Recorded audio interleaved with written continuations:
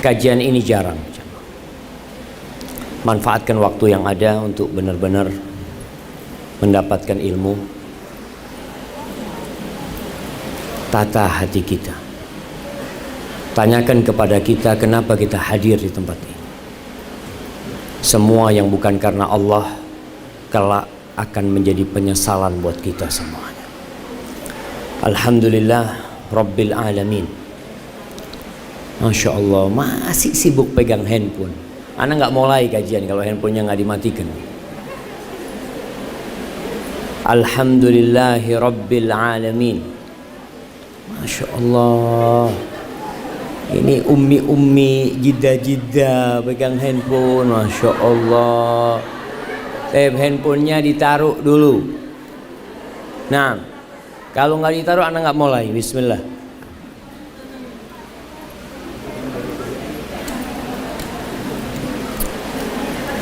Kita mulai jamaah. Mulai bang nggak? Taruh dulu handphonenya.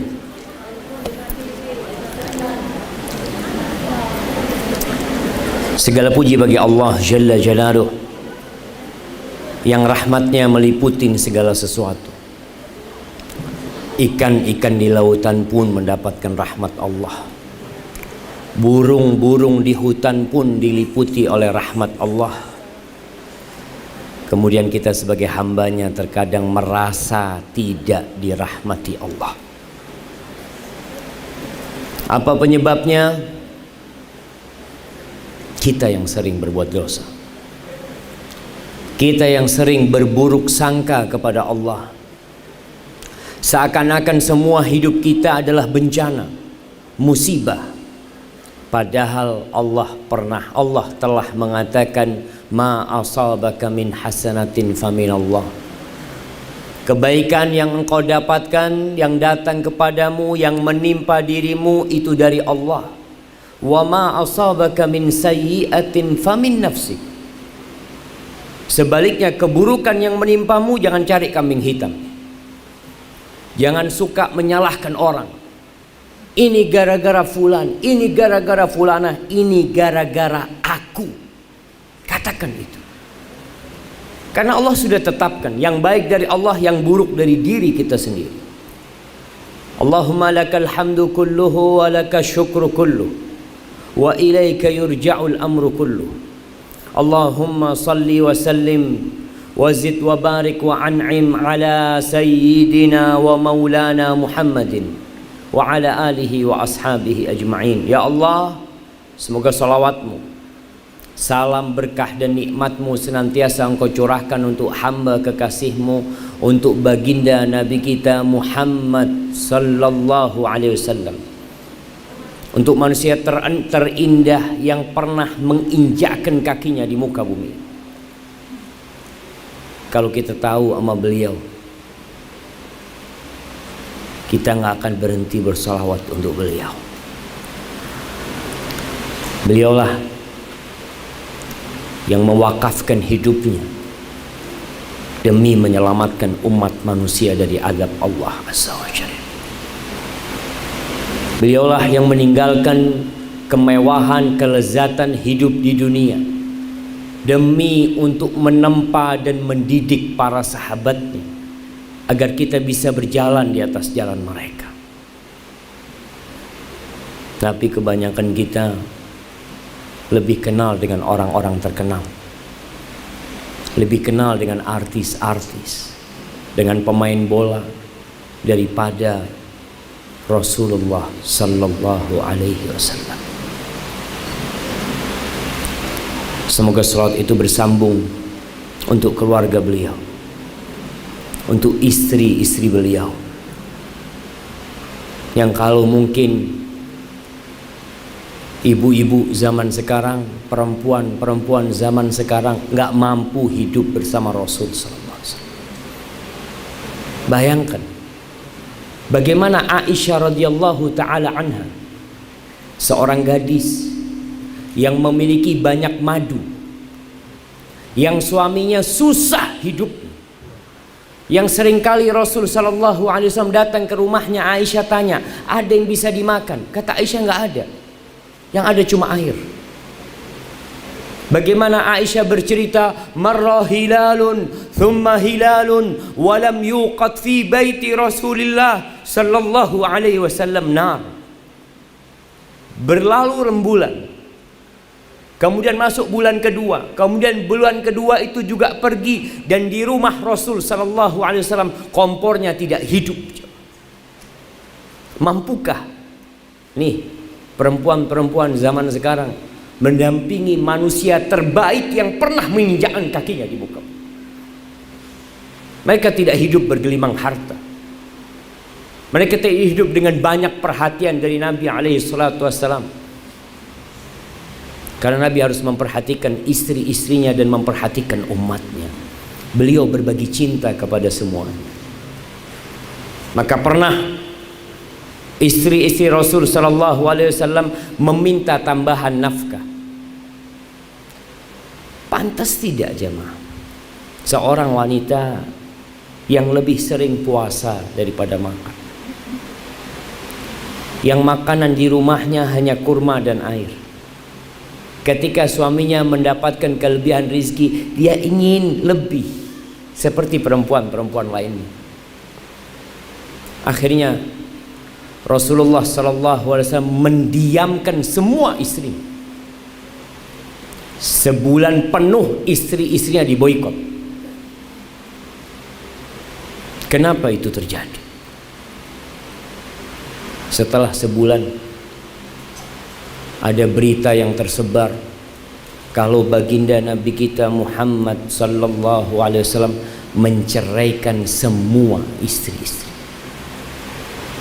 Tapi ternyata berita itu dusta. Akhirnya turun firman Allah di surat Al-Ahzab ayat 28-29. Nih perempuan hendaklah membaca surat ini. Al-Ahzab ayat 28-29. Apa kata Allah? Ya ayyuhan nabi, wahai nabi, qul li azwajika, katakan kepada istri-istrimu. Nabi tidak mengumpulkan istrinya satu persatu, beliau datang ke rumahnya, beliau sampaikan kepada istrinya apa yang Allah perintahkan kepada Nabi alaihi salatu wasallam. Qul, katakan, in kuntunna turidnal hayatad dunya wa zinataha fata'alaina umatti'kunna wa usarrihkunna sarahan jamila. Katakan kepada istri-istrimu, kalau ambisi kalian kenikmatan dunia, perhiasan dunia, kemewahan dunia, fata'alaina, kalian kesini, aku kasih kalian harta, aku kasih kalian pesangon, tapi kita tidak mungkin bisa bersama. Aku akan ceraikan kalian semuanya dengan perceraian yang baik. Cukup sampai di sini, nggak bisa dilanjutkan. Kehidupan dunia ini cuma 70-60 tahun. Beliau cuma 63 tahun hidup di dunia ini. Ada kehidupan yang lebih panjang yang harus dilewati. Bayangkan sampai hari ini berapa tahun Rasulullah SAW hidup di alam barzakh. Berapa tahun Aisyah radhiyallahu taala anha hidup di kuburannya. Ummu Salamah, Zainab bintu Jahsh. Nabi ingin mengajarkan kepada mereka, apa yang kau cari sebenarnya dalam kehidupan ini? Kenikmatan 70 tahun, kemewahan 100 tahun, 200 tahun. Mereka hidup di kuburnya sudah 1400 tahun. Maka kata Nabi SAW, cukup sampai di sini, nggak bisa dilanjutkan. Cukup, aku akan ceraikan kalian dengan perceraian yang baik. Aku akan kasih kalian pesangon supaya kalian senang hidupnya di dunia. Wa in kuntunna turidna Allah wa rasulahu wad daral akhirah fa innallaha a'adda lil muhsinati minkunna ajran 'azima. Tapi kalau ambisi kalian itu akhirat, ambisi kalian itu Allah. Kalau bicara Allah, kita juga banyak nggak kenal sama Allah Jalla Jalaluhu. Kita lebih sering bergantung dengan pasangan hidup kita, bergantung dengan gaji kita, bergantung sama orang tua kita. Aina Allahus Samad. Allah tempat bergantung semuanya. Tapi kalau yang kalian inginkan Allah Rabbul Alamin, yang menerbitkan mentari dari timur menenggelamkannya di barat, Allah Jalla Jalaluh yang memberikan makan kepada semua ikan-ikan dan binatang yang ada di muka bumi. Kalau itu ambisi kalian, wa rasulah, dan rasulnya, wa daral akhirah, dan kehidupan di hari kemudian. Fa innallaha a'adda lil muhsinati minkunna ajran 'azima. Sesungguhnya Allah menyediakan bagi yang baik-baik di antara kalian itu pahala yang besar. Amma ba'd, jamaah rahimakumullah. Ada yang kenal dengan Asiyah binti Muzahim, istrinya Fir'aun. Dia tinggalkan istananya. Dia seorang ratu, seorang permaisuri yang sangat dihormatin di Mesir. Sampai Fir'aun itu, kalau istrinya yang minta, Fir'aun pun memberikan apa yang diminta oleh istri. Ketika istrinya meminta kepada Fir'aun, la taqtulu. Ketika datang itu bayi ke istana Fir'aun, padahal semua bayi laki-laki yang lahir pada tahun itu dibunuh. Ketika datang itu bayi di istana Fir'aun, istrinya mengatakan, la taqtulu, jangan dibunuh. Asa ayyan fa'ana au nattakhidahu walada. Mungkin bermanfaat buat kita, atau kita ambil anak. Apa kata Fir'aun? Iya. Tapi tatkala dia masuk Islam, semua kenikmatan itu ditinggal sama istrinya. Bahkan dia disiksa sampai mati, jemaah. Karena tahu, kalau nggak hari ini, esok, lusa, kita juga akan mati. Tapi kalau mati, matilah yang baik. Korbankan semua yang kau miliki demi kehidupan yang abadi. Apa yang akan kita bahas hari ini? Tentang pernikahan. Ada sebagian di antara kita yang punya prinsip yang penting nikah, yang penting kawin. Mungkin seharusnya tidak perlu ana jelaskan bahwa nikah itu bukan hanya menjadi raja dan ratu sehari. Bukan. Dan semua merasakan yang sudah nikah tahu bahwa ternyata sehari yang indah itu tidak berarti dengan tahunan yang penuh dengan derita. Kawin itu bukan menunjukkan senyum dan tawa serta kemesraan di depan kamera. Semua pada hari pernikahan, Masya Allah, senyum sana, senyum sini. Pernahkah dia beritahu kepada manusia setelah dia menikah bahwa dia hidup dalam penderitaan dalam rumahnya?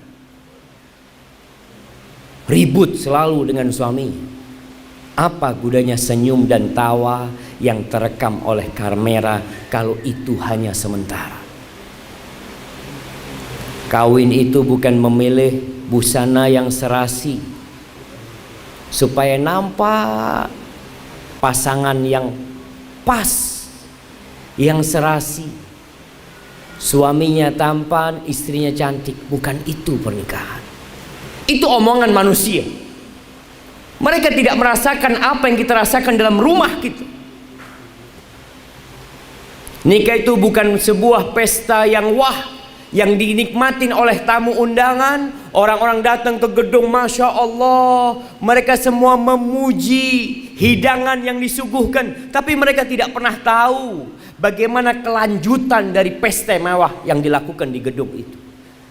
Apakah berpindah ke rumahnya, atau ternyata semua hanya tipuan belaka? Nikah itu bukan bagus-bagusan souvenir.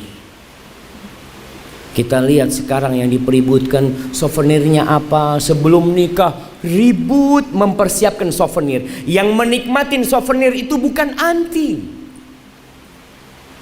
mereka yang menikmatin.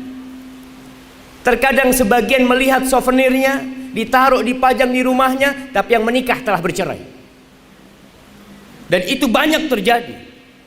Terus apa gunanya engkau lelah capek cari souvenir demi menyenangkan orang lain, sedangkan hidupmu sendiri seperti di neraka? Nikah itu bukan menyudahi masa lajang, bukan hanya untuk bulan madu menyalurkan seks, bukan jamaah. Akan tetapi nikah ini adalah syariat Allah Jalla Jalaluhu. Sebuah kebersamaan yang diikat dengan janji, sebuah iktikad baik yang kokoh untuk bersama-sama menuju kepada kehidupan yang abadi. Bayangkan, malaikat pun berdoa. Pernahkah kita mendengar doa malaikat untuk para pasangan suami istri? Allah menceritakan di surat Ghafir ayat 7, 8 dan 9. Allah mengatakan alladzina yahmiluna al-'arsy wa man hawlahu yusabbihuna bihamdi rabbihim wa yu'minuna bihi wa yastaghfiruna lilladzina amanu. Itu malaikat-malaikat yang memanggul arsy Allah, dan malaikat-malaikat yang berada di sekitarnya, mereka bertasbih, memuji Allah Azza wa Jal dan beriman kepadanya dan beristighfar. Malaikat istighfar buat orang-orang yang beriman. Apa isi doa malaikat?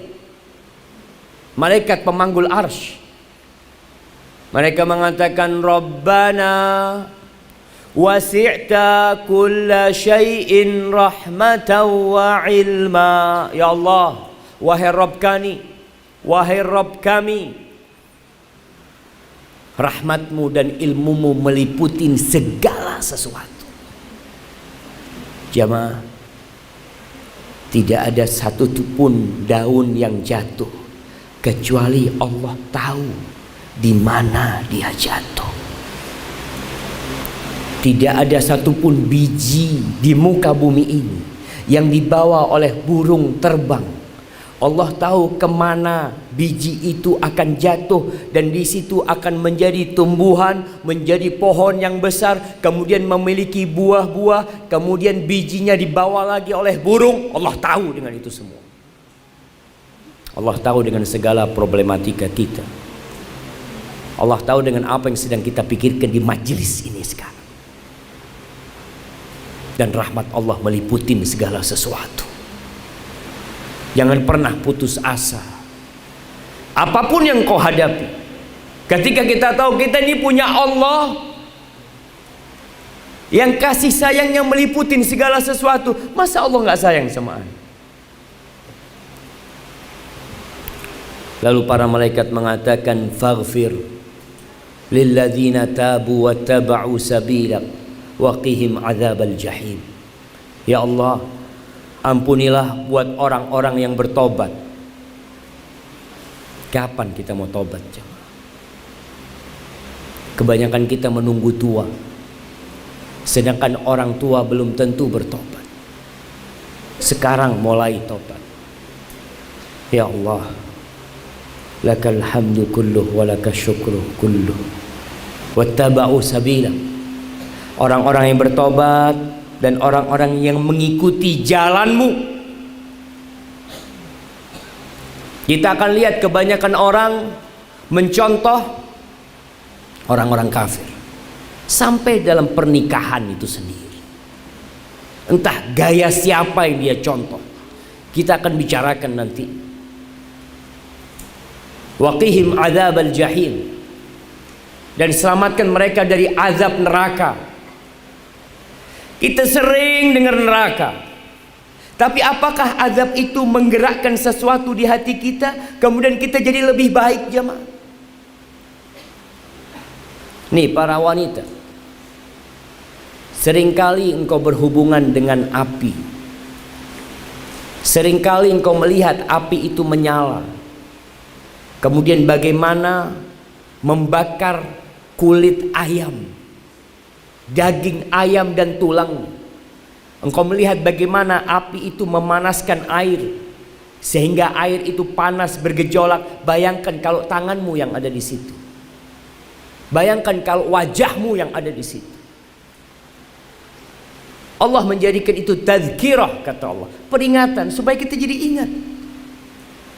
Lalu para malaikat mengatakan, Rabbana wa adkhilhum jannati adnin allati wa'adtahum. Ya Allah, masukkan tuh orang-orang yang beriman ke surga Aden yang kekal selama-lamanya di sana, yang Engkau janji sama mereka, ya Allah. Wa man salaha min abaihim, dan juga orang-orang soleh yang dari bapak-bapak mereka, ibu-ibu mereka, masukkan bersama mereka. Wa azwajihim, dan pasangan-pasangan hidup mereka. Para malaikat mendoakan orang yang menikah, bagaimana dia bersama pasangannya, bersama orang tuanya, bersama mertuanya, wa dzurriyyatihim, dan bersama anak keturunannya, masuk ke surga Allah Azza wa Jalla. Innaka antal azizul hakim wa qihimus sayyi'at, dan selamatkan mereka ya Allah dari dosa-dosa, dari kejahatan-kejahatan. Wa man taqis sayyi'at yauma idin faqad rahimta, yang Engkau jaga mereka dari dosa, pada hari kiamat merekalah orang yang mendapatkan rahmat Allah Jalla Jalal. Wa dzalika huwal fawzul azim. Itulah kemenangan yang sebenarnya. Jamaah rahimakumullah, pernikahan itu adalah menyempurnakan agama kita.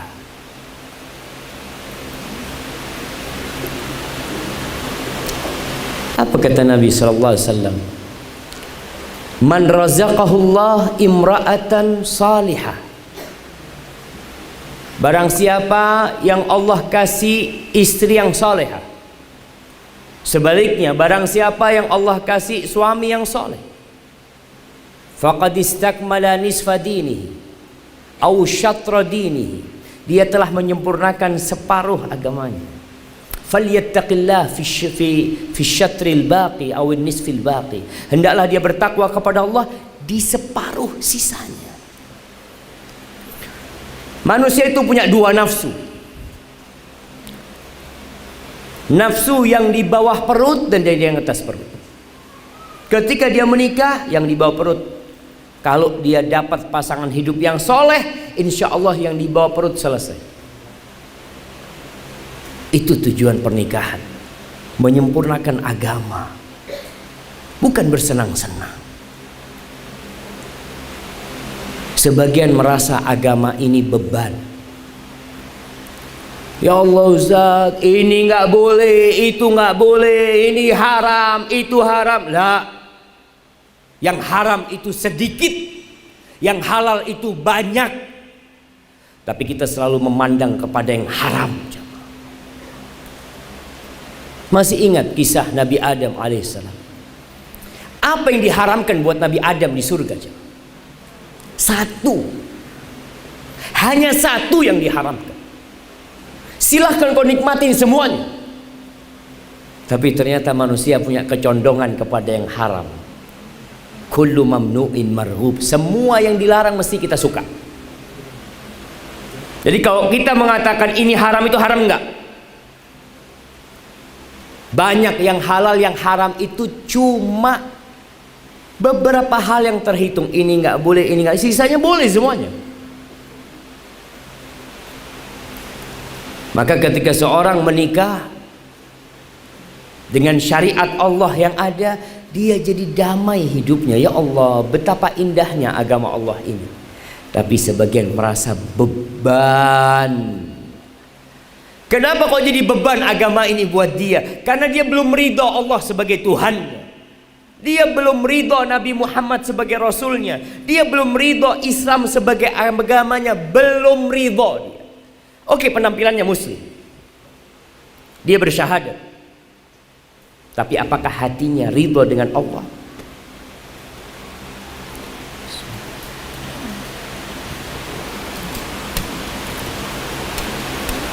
Cobalah kita belajar ridho. Kenapa Bilal bin Rabah disiksa oleh Umayyah dan dia tetap mengatakan la ilaha illallah? Karena dia ridho sama Allah. Kenapa Sumayyah, ibundanya Ammar bin Yasir, disiksa oleh Abu Jahal? Dia tetap mengatakan la ilaha illallah, sehingga itu tombak ditusukkan ke kemaluannya sampai mati. Kita tidak sampai seperti itu untuk mengamalkan agama Allah ini jemaah. Itu pun kita merasa berat karena kita belum ridho. Pernikahan itu sejatinya membangun rumah tangga bersama. Apa yang dicari?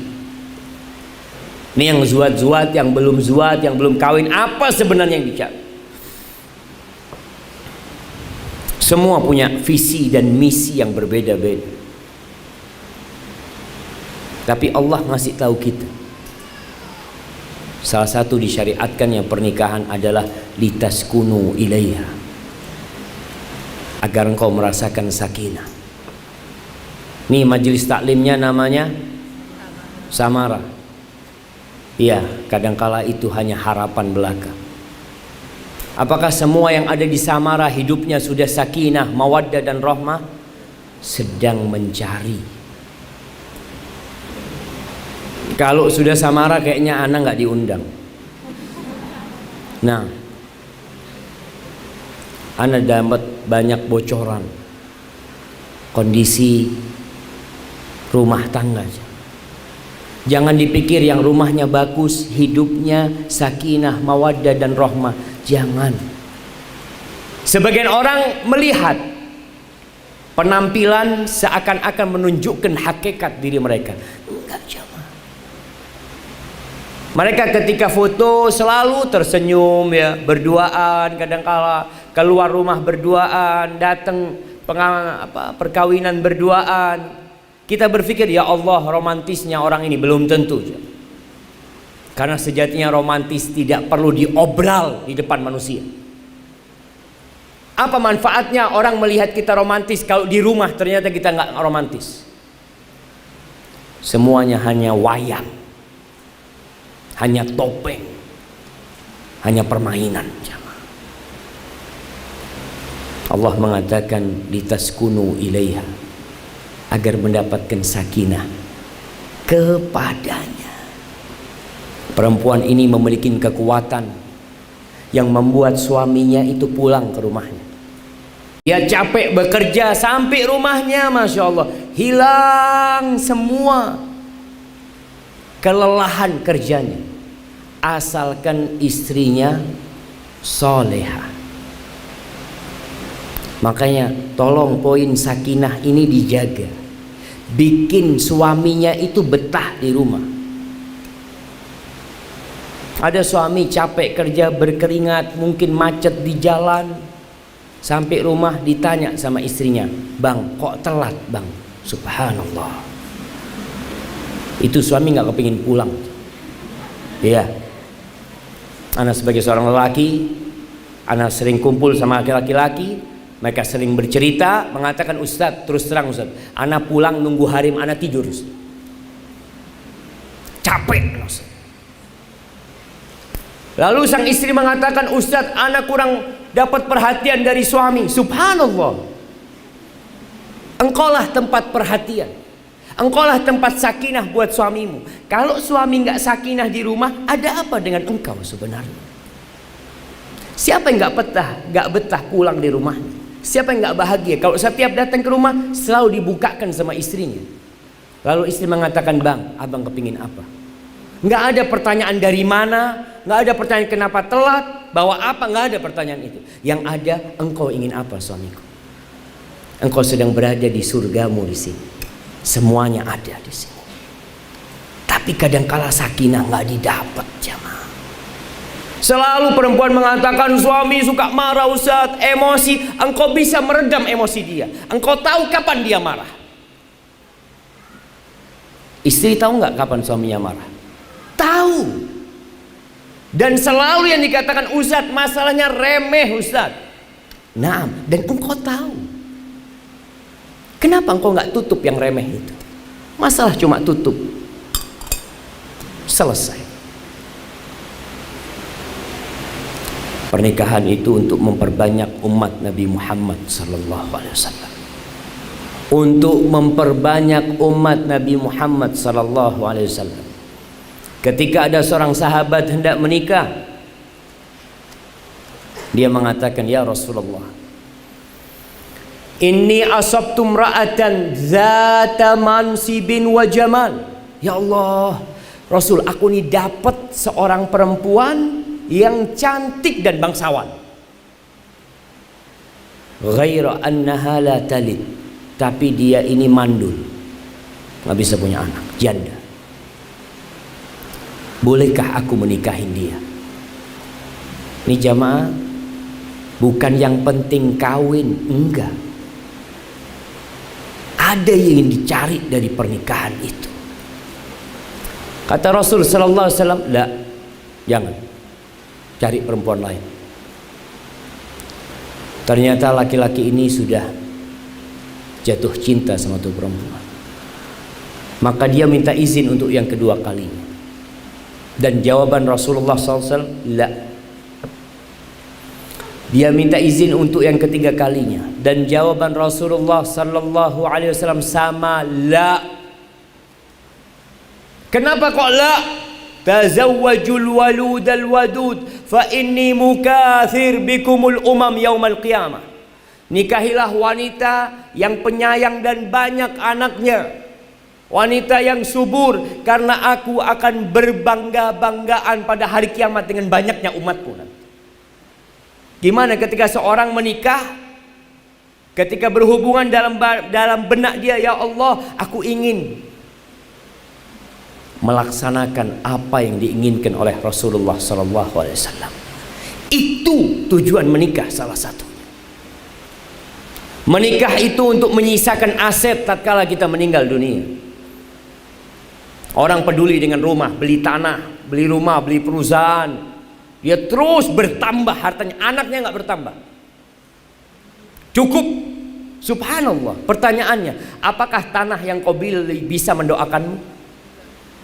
Apakah rumah yang kau beli bisa mendoakanmu? Apakah harta yang kau tinggalkan nantinya bisa bermanfaat buatmu? Berapa banyak anak yang ribut gara-gara harta warisan orang tuanya? Aset yang terindah ketika engkau meninggal dunia, awaladin salihin yad'u lahu, anak soleh yang selalu mendoakan orang tuanya. Rabbighfirli wa liwalidayya warhamhuma kama rabbayani shaghira. Untuk mendapatkan itu semua, maka ada langkah-langkah yang harus kita persiapkan. Kalau Anda baca beberapa arahan-arahan di beberapa website, kalau mau nikah itu kayak gini nih, 12 bulan sebelumnya lakukan ini, 10 bulan lakukan ini, 6 bulan lakukan nanti, ya beli souvenir, bikin souvenir, macem-macem lah. Persiapan yang hanya untuk 1 hari. 12 bulan itu persiapan hanya untuk walimah. Apakah engkau akan hidup sehari bersama suamimu? Kalau hanya untuk 1 hari, nggak perlu persiapan 12 bulan. Yang harus engkau persiapkan itu untuk hidup sampai mati dengan suami. Persiapannya berapa lama? 12 bulan nggak cukup.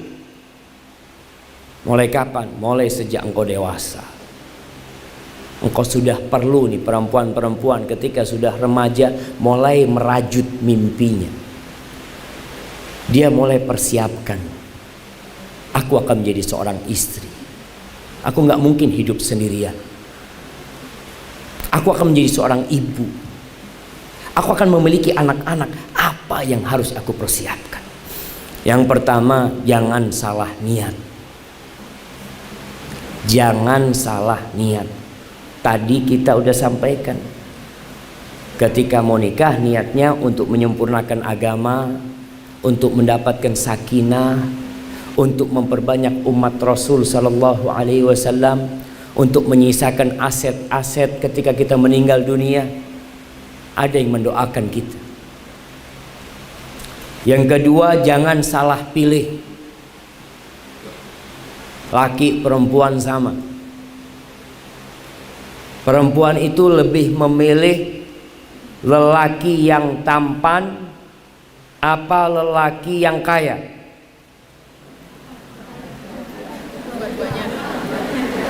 Iya. Kita selalu ingin dua-duanya. Tapi ketika pilihannya yang tampan miskin, yang buruk kaya, milih yang mana? Milih yang kaya. Karena dia tahu kalau wajahnya Ustaz semua orang lihat, bukan cuma Anda doang. Kalau wajah ini semua orang lihat, ada apa Anda memikirkan wajahnya? Tapi Anda pikirkan fulus. Bagaimana? Ini yang terjadi jemaah. Maka jangan salah pilih. Kalau bicara wajah dan harta, wajah itu bisa menjadi penyebab petaka. Ketika suamimu tampan, akan banyak yang suka dengan dia. Ketika suamimu kaya, mungkin akan banyak yang menggodain dia.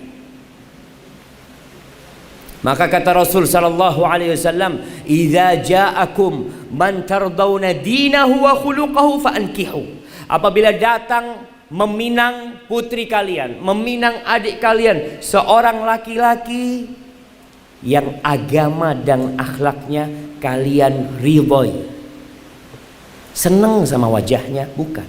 Senang sama akhlaknya. Senang sama agamanya. Dilihat, ya Allah, fulan ini tiap hari ke masjid. Ngaji, habis maghrib dia nggak turun dari masjid. Akhlaknya Masya Allah. Orang tuanya merasakan kebaktian anaknya.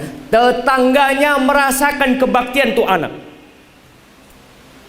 Apa kata Rasul sallallahu alaihi wasallam? Fa'ankihu, nikahkan putrimu dengan tuh anak. Nggak usah berpikir panjang. Kadang-kala berpikir, ya gimana Ustaz, dia nggak terlalu tampan. Ya Allah, jamaah, tampan dan cantik ini hanya sementara. Kalau ibu-ibu ditanya apakah suami ibu tampan, dulu. Iya. Kalau tuh laki-laki ditanya, bang, apa istri abang cantik? Dulu. Sekarang istri tetangga lebih cantik. Iya. Manusia itu sebelum memiliki, dia melihat sesuatu tidak dalam wujud asli. Secara umum, laki perempuan sama. Ketika seorang wanita menginginkan gelang, dia ingin gelang. Ketika dia lihat sohibnya pakai gelang, ingin sekali. Dia pandang-pandang itu gelang. Betapa indahnya itu gelang. Ketika dia beli gelang yang sama, dia pakai untuk cuci piring. Nggak dia hargain lagi, karena sudah jadi miliknya. Begitu pula seorang lelaki yang awalnya melihat istrinya cantik, dapat 2 bulan dia lihat, ya Allah, kok kayak gini yang punya harem ternyata. Biasa aja. Karena udah tiap hari kelihatan. Maka jangan menitik beratkan kepada wajah, kepada kekayaan, harta tadi. Harta bisa membuat dia semena-mena kepada istrinya. Bahkan berapa banyak lelaki yang mengatakan kepada istrinya, untung kamu dapat saya, bersyukur kamu dapat saya, alhamdulillah kamu dapat saya. Na'udzubillah. Ada lelaki yang seperti itu. Kenapa? Yang salah bukan lakinya. Laki ini sebelum nikah memang kayak gini. Masya Allah, ahlan wa sahlan, Masya Allah. Ada. Gimana kabarnya ibu? Barakallahu fiik. Sampai mana kita jemaah? Baik. Kalau ada perempuan yang mengatakan, Ustaz, suami anak kayak gini, kayak gitu, sebelum menikah dia kayak gitu memang.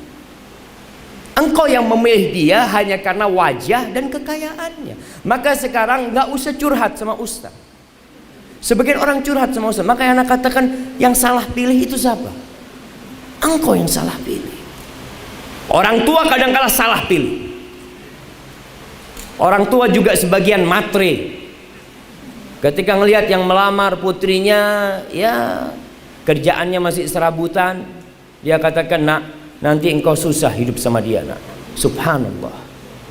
Kata Rasul sallallahu alaihi wasallam, Kalau kita memilih agama dan akhlaknya, selesai jamaah. Bumi ini milik Allah Jalla Jalaluhu. Siapa sih orang-orang yang dikasihi sama Allah di muka bumi ini? Yang kaya? Sebagian manusia berpandangan seperti itu. Sebagian mengatakan fa'ammal insanu idza mabtalahu rabbuhu fa'akramahu wa na'amahu fayaqul rabbi akraman. Sebagian manusia berpandangan kalau diluaskan rizkinya, dikasih jabatan, apa kata dia? Rabbi akraman, Tuhanku memuliakanku.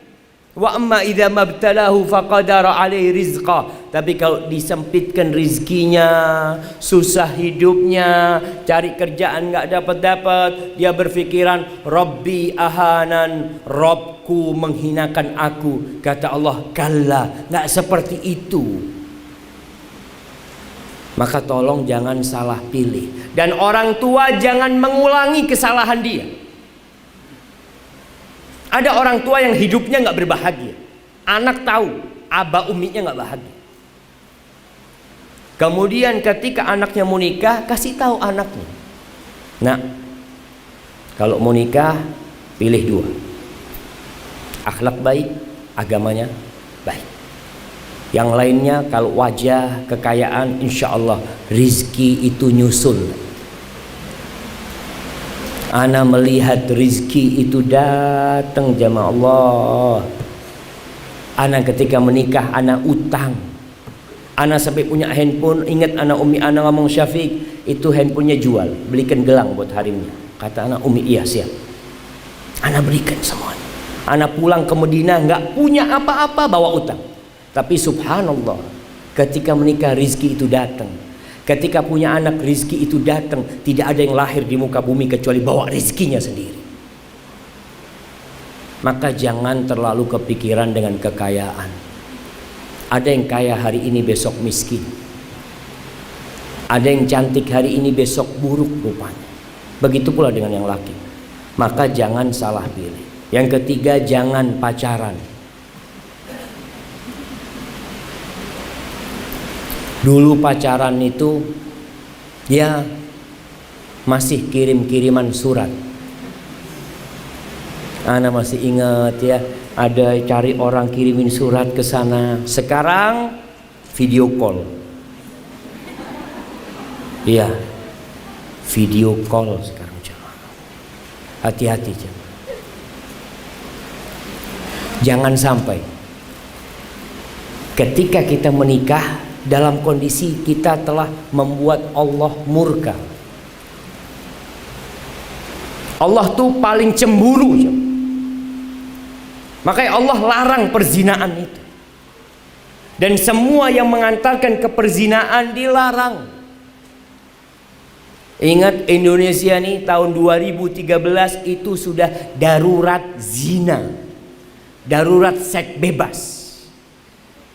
Tahun 2013 data dari Kementerian Kesehatan dan Komite Perlindungan Anak 62,7% itu remaja sudah melakukan seks bebas.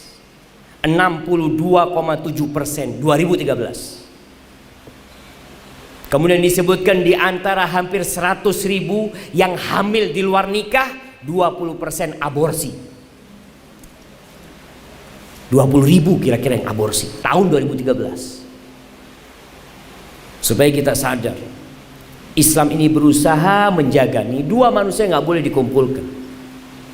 Nanti ada saatnya mereka berkumpul untuk membangun rumah tangga, untuk membangun negeri ini dengan anak-anak yang soleh dan soleha. Tapi kalau orang tuanya sudah pacaran, sudah jalan berduaan, na'udzubillah, udah berzina, kemudian nikah karena hamil, lalu mengatakan mohon doa restu. Doa restu yang mana yang kau pinta? Engkau mengundang laknat Allah. Katakan mohon doa restu. Nggak malu minta orang mendoakan dia, sedangkan dia sendiri mengundang laknat Allah Azza wa Jalla dengan perzinaan dia. Dan banyak dulu jamaah Masya Allah tahun 90-an 89-90 ketika anak SD kelas 5, kelas 6. Di kampung itu ada seorang perempuan yang nikah karena hamil. Satu kampung ribut. Kalau sekarang biasa, dianggap sesuatu yang bukan nista.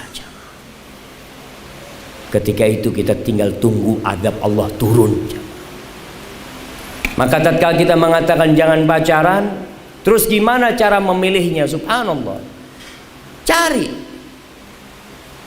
laki-laki yang baik-baik. Wanita tidak mencari biasanya, wanita itu dicari.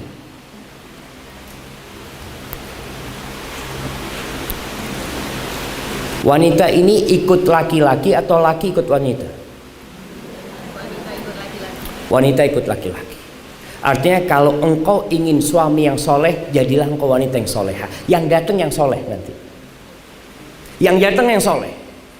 Karena sebagian orang tua melihat anaknya pakai jilbab apa, aduh nanti engkau nggak laku. Nanti nggak ada yang mau sama dirimu. Subhanallah, aku mau laki-laki yang baik yang lamar aku. Tapi kalau inginnya laki-laki yang buruk, ya dibuka jilbabnya. Dia akan mendapatkan laki-laki yang sesuai dengan perempuan itu. Ingat, semua punya pangsa pasar. Kita tinggal memohon kepada Allah Azza wa Jalla. Orang tua melihat anak gadisnya sudah mulai besar, dia ingin menyelamatkan anak gadisnya, dia carikan laki-laki. Bagaimana cara melacarilah orang-orang yang soleh di masjid, dilihat ya. Teman-temannya mungkin antum punya anak punya anak di rumah. Kalau mau dilihat, subhanallah, apa nggak malu kayak jual anaknya? Tidak. Ketika putrinya Umar bin Khattab bercerai, Hafsah, Umar bin Khattab cari orang yang mau nikahin putrinya. Dia datang kepada Utsman bin Affan. Utsman, kok nggak mau nikah? Nikahin putriku, Utsman. Kata Utsman, enggak, anak sedang nggak ingin nikah. Utsman sudah punya istri. Datang kepada Abu Bakar. Abu Bakar, engkau nggak ingin nikah? Nikahin putriku. Kata Umar bin Khattab. Kata Abu Bakar, enggak, kata dia. Subhanallah, itu Umar ada perasaan nggak enak sama Abu Bakar dan Utsman ini. Padahal sahabatnya. Kenapa nggak mau menikahin putrinya? Dan Umar tahu siapa Abu Bakar, Umar tahu siapa Utsman. Akhirnya ternyata Hafsah dipinang oleh Rasulullah SAW. Setelah menikah, datang Abu Bakar mengatakan kepada Umar, Umar, ana mohon maaf, mungkin kau sakit hati sama aku. Kenapa aku menolak untuk menikahin putrimu? Karena Rasulullah SAW sudah nyebut nama putrimu. Aku nggak ingin membocorkan rahasia Rasulullah SAW. Maka tolong orang tua aktif. Jangan anaknya suruh cari. Berapa banyak anak-anak nih harim-harim, kalau ditanya dapat dari mana rejalnya? Medsos. Nemu di medsos. Kadangkala dari ujung Indonesia ketemu sama ujung Indonesia satunya dari medsos. Bagaimana kita akan tahu dia akhlaknya baik, agamanya baik? Maka tolong kita jangan pacaran, lakukan yang sesuai dengan syariat. Kita ingin tahu karakter seseorang. Kalau orang pacaran itu ada yang buruk apa enggak? Semuanya indah. Semuanya indah. Allahu Akbar. Cerita orang-orang, Ustaz, waktu pacaran nggak ada nih Ustaz, suami anak ngomong kasar ya. Lama sekali. Setelah kawin Ustaz, na'udzubillah, kebun binatang yang keluar dari mulutnya Ustaz. Nah, ketika pacaran nggak pernah. Yang ada sayang ini macam-macam. Itulah penipuan setan. Jadi orang ketika pacaran, setan itu dari dua arah. Ketika dua manusia ini sedang melakukan perbuatan dosa, kata Nabi SAW, ma khala rajulun bimra'atin illa asyaitan thalithuhuma. Tidaklah ini berduaan dengan yang bukan mahramnya laki perempuan, kecuali yang ketiganya setan. Apa yang dilakukan setan? Setan itu merangkul keduanya supaya ini berzina. Tapi ketika menikah, setan itu ada di tengah. Bagaimana dia memisahkan kedua orang ini? Karena perbuatan yang paling dicintai iblis adalah perceraian. Sekarang disuruh berzina, setelah berzina menikah, iblis akan datang lagi bagaimana dua orang ini bercerai. Kita nggak akan pernah selamat dari godaan iblis kecuali kita minta tolong sama Allah Subhanahu wa taala. Cari tahu tentang perempuan. Cari tahu tentang laki-laki. Mungkin sekarang musimnya medsos, musimnya CV, ngasih CV. Sudah baca CV-nya Ustaz? Cocok kayaknya Ustaz. CV itu hanya 50% atau 55%. 45% tanya sama dia sama aja. Jangan tanya sama yang nulis, karena sama aja. Tanya sama orang lain tentang akhlak dan agamanya. Maka jangan pacaran, minta kepada Allah Subhanahu wa taala petunjuk, istikharah. Setelah lihat cocok, istikharah. Kemudian biarkan semua berjalan di atas relnya. Apa maksudnya? Ya sudah, kita ikutin aturannya. Kayak apa sih orang kalau mau nikah? Oh, harus melamar, ngeliat. Dulu orang kalau mau nikah itu benar-benar harus nador, melihat. Datang ke rumahnya. Kalau sekarang gadisnya nggak perlu dinador karena sudah tiap hari keluar masuk kampung. Satu kampung tahu sama tuh perempuan. Ada apa? Anda mau nador? Nador gimana? Tiap hari lewat sini. Kok duduk aja di sini? Tapi dulu kadang-kala perempuan dipingit kalau gadis. Maka harus datang ke rumahnya. Apa yang dilihat? Dilihat. Boleh dibuka jilbab. Pakai pakaian rumahnya.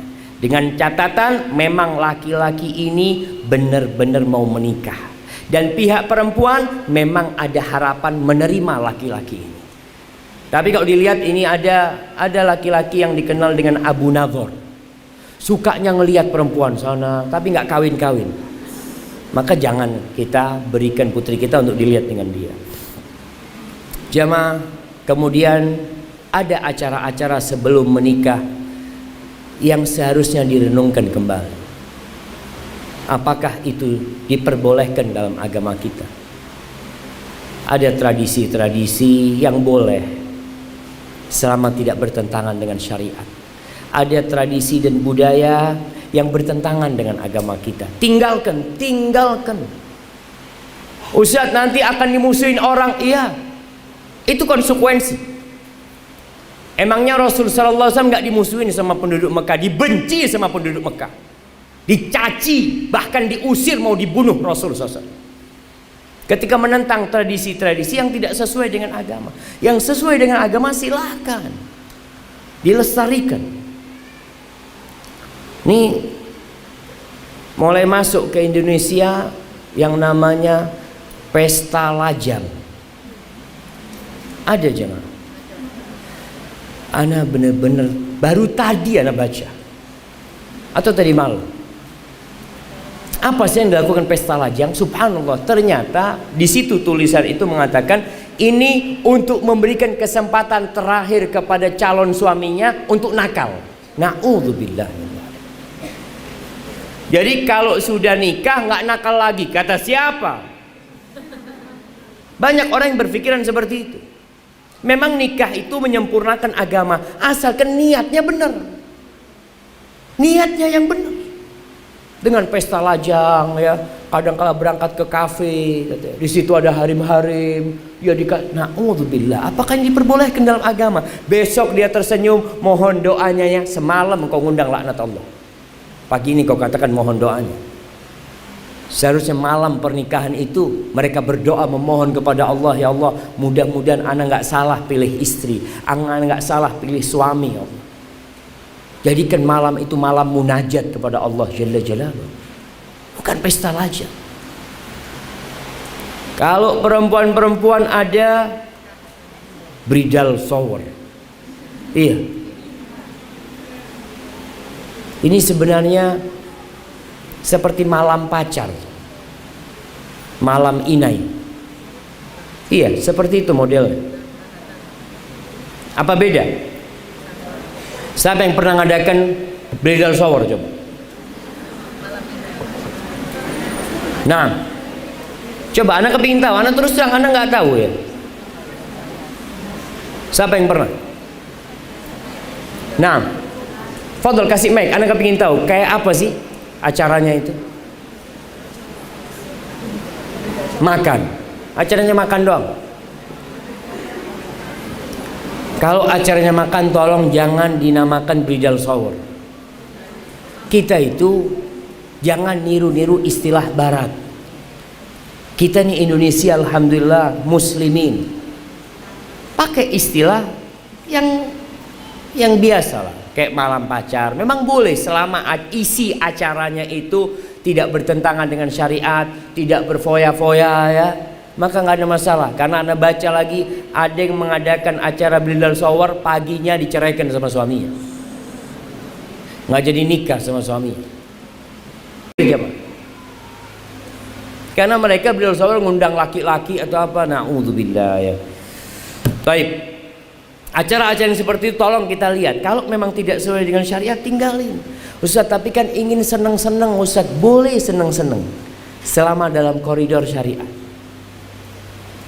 Kemudian kadang-kala perempuan ini Masya Allah, enggak Ustaz, ini kan dia mungkin nggak akan kumpul sama kita, sohib-sohibnya yang gadis-gadis pada kumpul malam itu, seneng-seneng sama dia. Nah, lihat nih jamaah, kebahagiaan pernikahan. Kalau dia bercerai, apakah dia akan undang lagi sohib-sohibnya? Ini bridal shower sebelum bercerai. Nggak ada, nggak ada yang bikin undangan. Pernah ibu-ibu dapat undangan perceraian?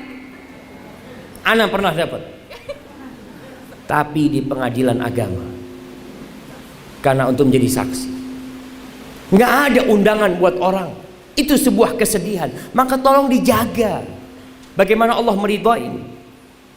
Ada lagi acara foto prewedding. Iya. Na'udzubillah jamaah. Ini budaya barat jelas-jelas. Kalau kita bicara kita orang Indonesia, kita lestarikan budaya Indonesia, siap. Ini budaya barat masuk ke Indonesia, lalu kita mengatakan kita lestarikan, kita perangi. Secara agama bertentangan, secara tradisi bertentangan. Masa mereka udah berduaan jamaah ya, berangkat ke tempat-tempat yang bagus. Tujuannya apa sih jamaah? Tujuannya satu malam itu. Tujuannya supaya ketika pernikahan sudah ada fotonya. Itu tujuannya jamaah.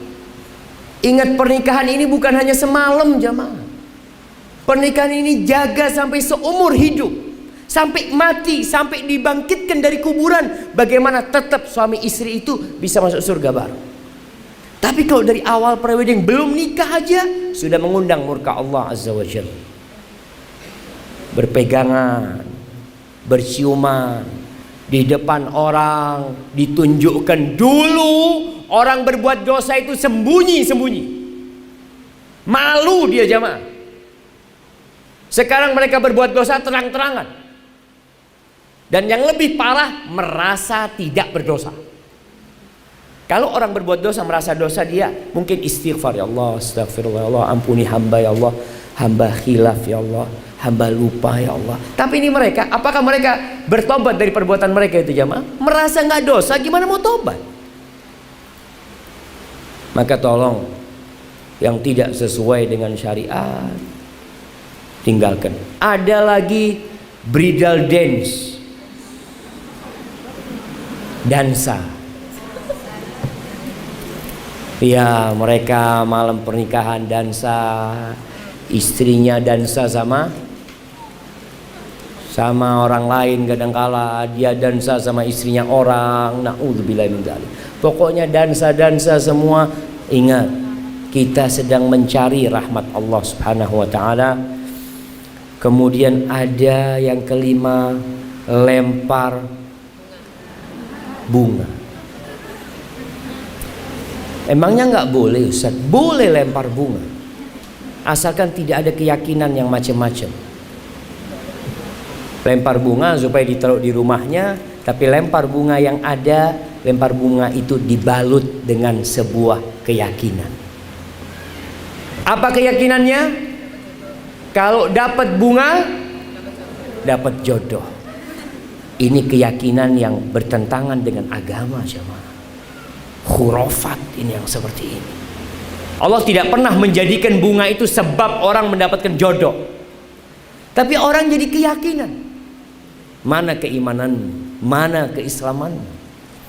Maka jangan sampai ini menjadi penyebab Allah murka sama kita karena kita mendekatin kesyirikan dengan keyakinan seperti itu. Kemudian ada lagi walimah yang di dalamnya ada kemungkaran. Tolong dihindari. Walimah sesuaikan dengan syar'i. Undang yang miskin, jangan hanya yang kaya. Kasih undangan yang miskin. Orang miskin itu kalau diundang makan dia akan doakan ikhlas. Dan usahakan ketika mengadakan walimah itu jangan tujuannya mau mengembalikan uang, ya, karena ada orang walimah ketika orang datang langsung amplopnya dibuka, dicatat sama dia berapa ngasihnya. Ada nggak kayak gitu, jemaah? Ada, jemaah. Ini mau nikahkan anaknya apa mau membalikan modal cerita dia. Maka tolong yang seperti itu berusahalah dihindarin dan jangan berlebih-lebihan. Yang penting bagaimana pengantin ini berbahagianya hidup selama-lamanya. Hadza wallahu a'lam bishawab. Itu yang bisa Anda sampaikan. Mungkin kita masuk ke sesi tanya jawab. Masya Allah.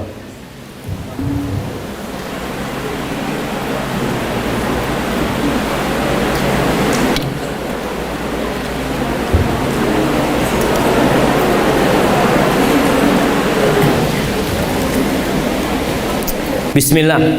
Afwan Ustaz,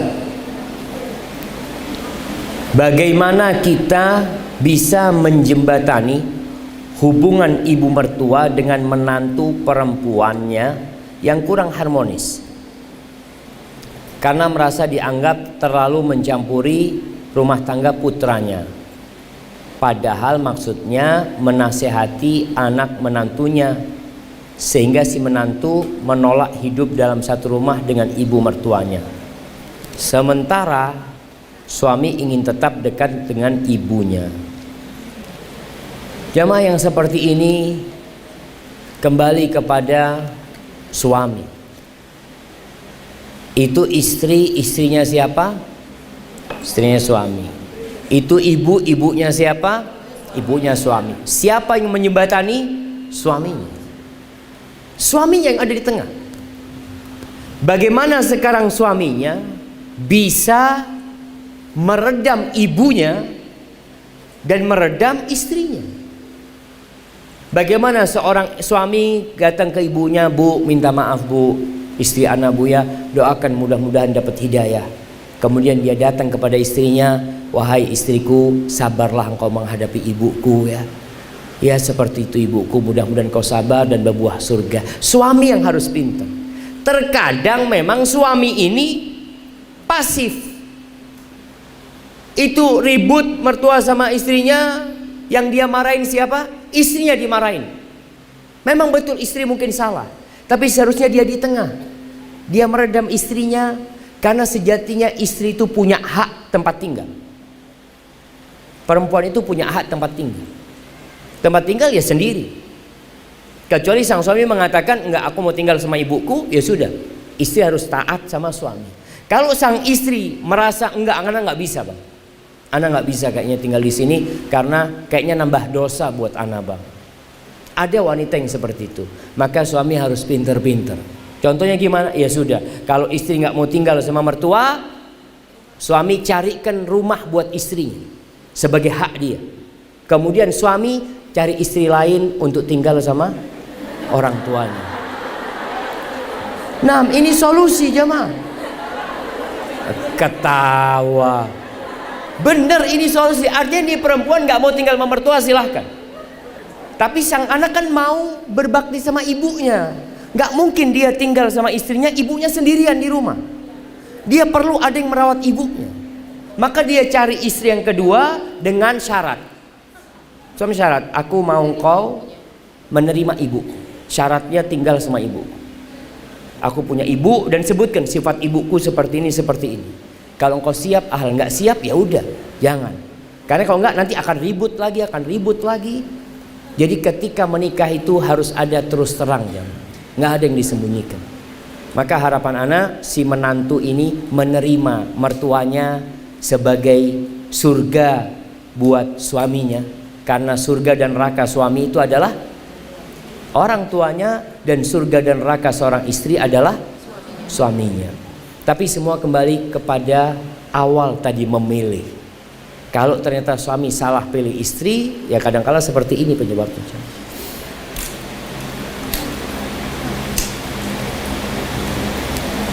Assalamualaikum Ustaz, mau curhat. Saya sudah berumah tangga dan sudah terlanjur ambil rumah lewat KPR bank konvensional. Mau saya batalkan, sudah terlanjur akad terrealisasi dan bank sudah membayar lunas pada developer. Ternyata sudah tidak bisa. Bagaimana langkah saya Ustaz? Baru tahu jika itu hukumnya riba. Saya dan suami merasa rezeki kami sempit karena mengambil rumah tersebut. Yang pertama jamaah, ana nasihatin, jangan berhutang. Apalagi kalau hutangnya riba. Kalau masih ada yang berkeyakinan nggak bisa punya rumah kalau nggak utang, kalau nggak kredit, kata siapa?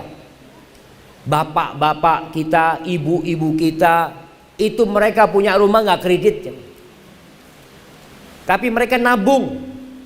Di sini harus dipikirkan, menabung. Awal beli tanah, ya cukup buat beli tanah, alhamdulillah punya tanah. Terus bangunnya, ya kita minta sama Allah Ustaz. Punya rezeki beli batu pondasi. Masih melihat di desa itu sampai sekarang masih kelihatan. Ada di depan rumah itu ada batu bata. Sampai batu batanya lumutan ya. Karena belum punya uang dia. Tapi dia nggak mau berhutang. Kenapa? Karena hutang ini hammun bil lail wa dhullun fin nahar. Hutang itu kegalauan di malam hari dan kehinaan di siang hari. Berapa banyak yang ribut suami istri gara-gara hutang. Tiap akhir bulan selalu yang dipikirkan gimana bayar kredit. Kemudian kalau sudah terlanjur, ya berusahalah bagaimana membatalkan atau dijual siapa yang mau ngambil, sehingga engkau terlepas dari riba tersebut. Dan memang jemaah, kita ini dididik berhutang. Khususnya nggak bapak-bapak, nggak ibu-ibu, sama aja. Ana masih ingat di kampung itu ada utangan panci, utangan abaya, kerudung. Padahal dia punya panci, dia punya baju, tapi karena hutang dia pikir mudah karena tiap bulan bayarnya sekian. Jangan berhutang, azab hutang itu, kecuali terpaksa. Kebutuhan yang memang mendesak. Rasulullah Shallallahu Alaihi Wasallam meninggal dunia dalam kondisi baju besinya digadaikan. Beliau hutang, tapi hutang yang ada jaminannya. Artinya mati terbayar hutangnya. Kok bisa seperti itu? Untuk apa beliau berhutang? Untuk beli gandum, untuk makan, bukan untuk bersenang-senang. Masya Allah. Pak Ustadz, Assalamualaikum, WRWB. Nah, usahakan kalau nulis itu WR ini warahmatullah. Kenapa disingkat rahmat Allah? Wabarakah itu berkah Allah.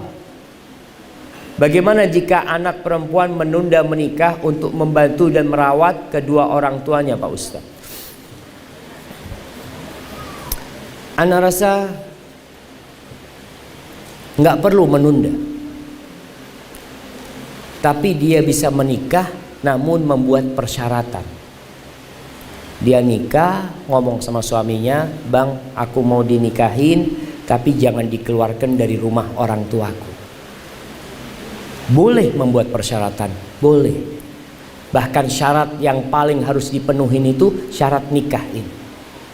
Dan suami nggak boleh nanti marah-marah sama istrinya, mengatakan kamu tidak taat sama suami, kamu tidak patuh sama suami, karena dia sudah bikin persyaratan. Dan itu diteken kalau bisa. Itu kalau memungkinkan. Kalau memang tidak memungkinkan, ya sudah, anti berbakti sama orang tua. Semoga itu menjadi pahala yang besar buat anti, dan semoga Allah mengirimkan buat anti suami yang baik yang mau menerima anti apa adanya. Barakallahu fikum. Assalamualaikum WRWB. Memang biasa ternyata di sini ya. Ustadz, manakah yang lebih utama? Menikah dengan pria yang disukai orang tua,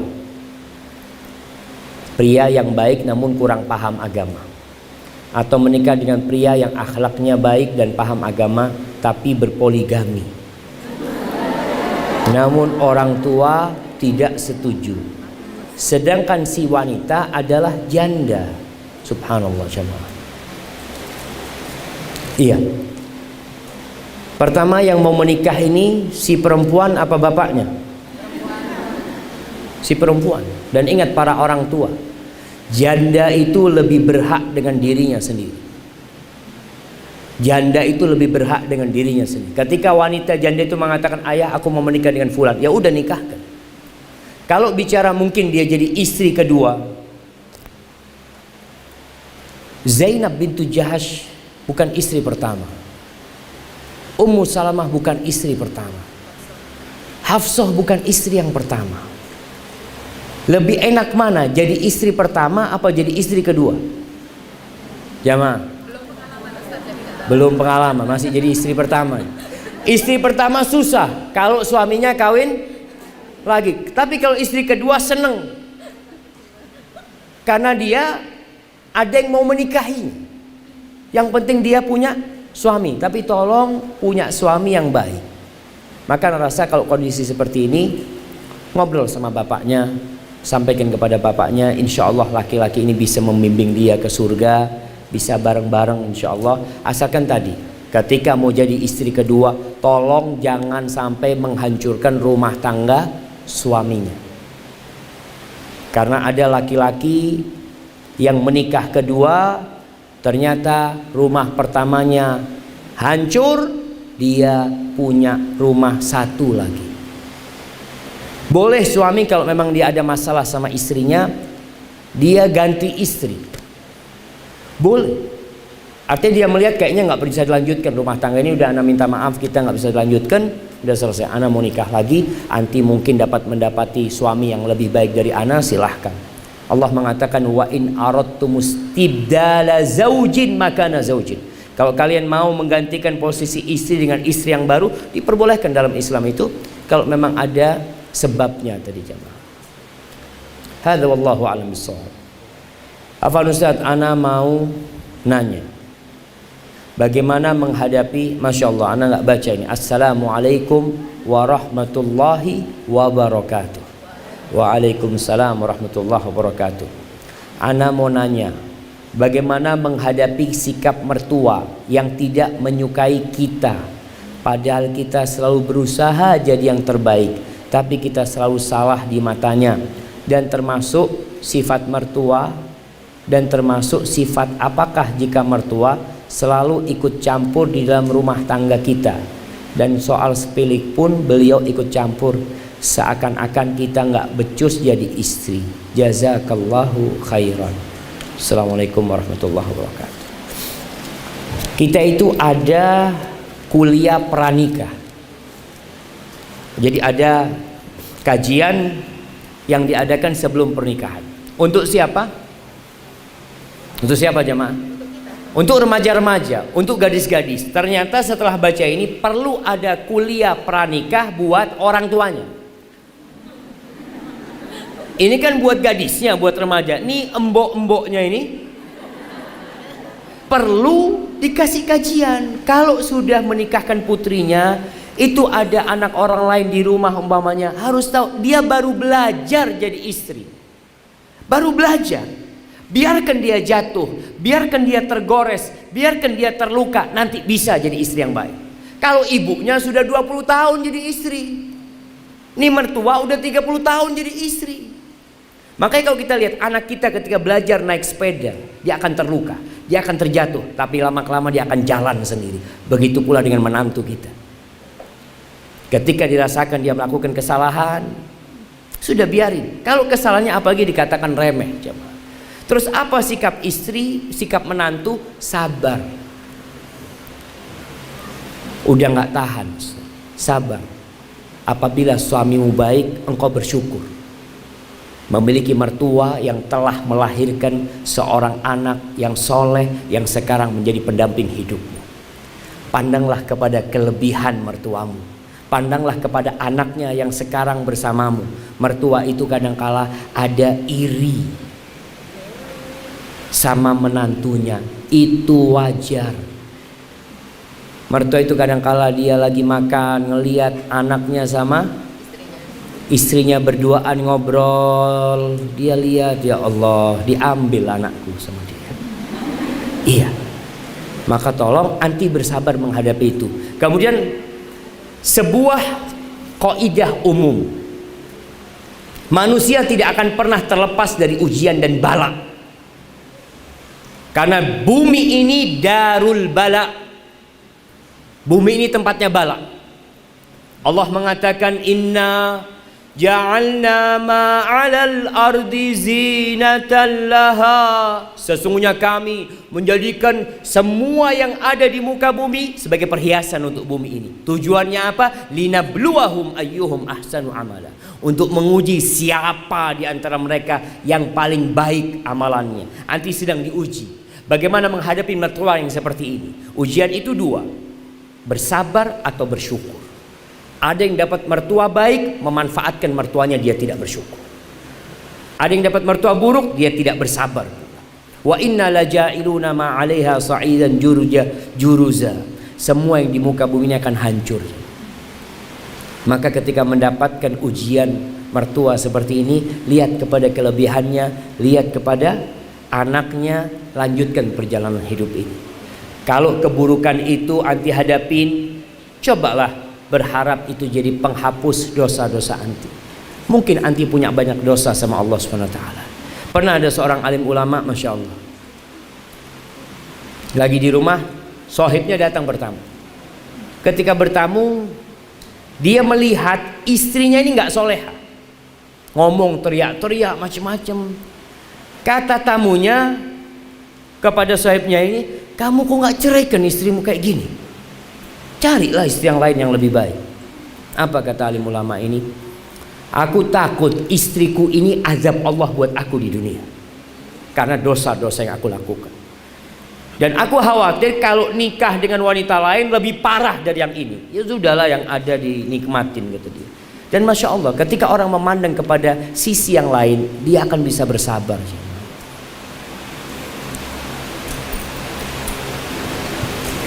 Ustaz, apakah dalam satu keluarga sudah mu'alaf, anak perempuannya menikah, apakah bapaknya yang sudah mu'alaf bisa menjadi wali? Nah, ketika bapaknya muslim langsung jadi wali, karena sama-sama agamanya.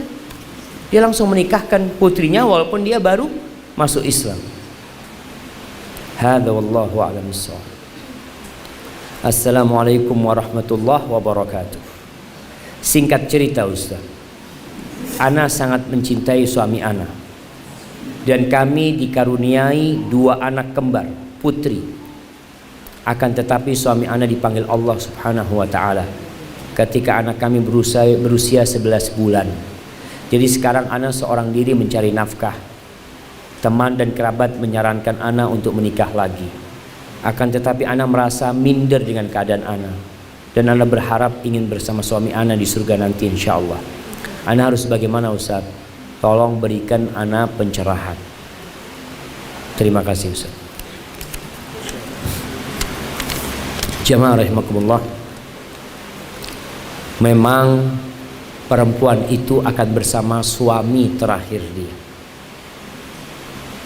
Perempuan itu kalau tinggal mati suaminya, kemudian dia menikah lagi, maka dia akan bersama suaminya yang terakhir. Kalau tadi anti sebutkan, anti ingin bersama suami anti, dan anti bisa bersabar membesarkan 2 putri itu sampai akhirnya putri itu menikah, maka insya Allah Allah akan berikan kepada anti pahala yang besar, karena anti merawat anak-anak yatim, membesarkan anak itu. Ada janda-janda yang tidak menikah bukan karena tidak ada yang mau sama dia, tapi karena dia ingin merawat anak-anaknya dan tidak ada yang mengganggu dia. Silahkan, itu pilihan buat dia. Tapi kalau dia takut tergoda dengan fitnah yang ada, maka pilihannya menikah. Subhanallah, ada sebuah kisah cinta yang sangat panjang dan indah sekali. Kisah cintanya sahabat Nabi Sallallahu Alaihi Wasallam yang bernama Abu Salamah dan Ummu Salamah. Suatu hari setelah sampai ke Madinah, Abu Salamah sakit. Ketika sakit, istri yang ngomong, pernah bicara orang dua ini, nanti kalau engkau meninggal, aku gak akan nikah lagi. Aku ingin bersamamu di surga. Apa kata Ummu Salamah? Jangan, kau nikah lagi. Kau nikah lagi. Jangan pikirkan aku sudah di alam sana. Ini alam yang berbeda sudah. Doakan aku. Di situ ada bidadari yang lebih indah dari dunia dan isinya. Kata Abu Salamah, engkau nikahlah. Akhirnya Ummu Salamah ini setelah ditinggal Abu Salamah, dia berdoa, Inna lillahi wa inna ilaihi raji'un. Allahumma ajurni fi musibati wa akhlif li khairan minhu. Dia tahu doa ini diajarkan oleh Rasulullah SAW. Yang baca doa ini insya Allah akan dikasih ganti yang lebih baik daripada yang meninggal dunia.